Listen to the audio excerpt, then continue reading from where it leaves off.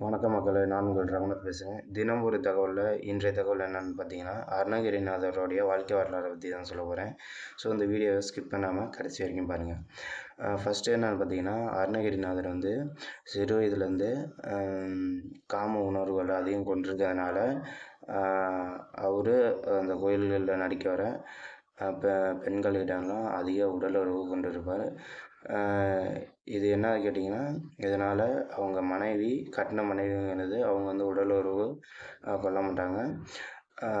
So அதற்கப்புறம் என்னான்னு பார்த்தீங்கன்னா, இதனாலே அருணகிரிநாதருக்கு இந்த உடலுறவு அதிகரித்தனாலேயே அருணகிரிநாதருக்கு என்ன ஆகுதுன்னா தொழுநோய் மாதிரி ஏற்படுது.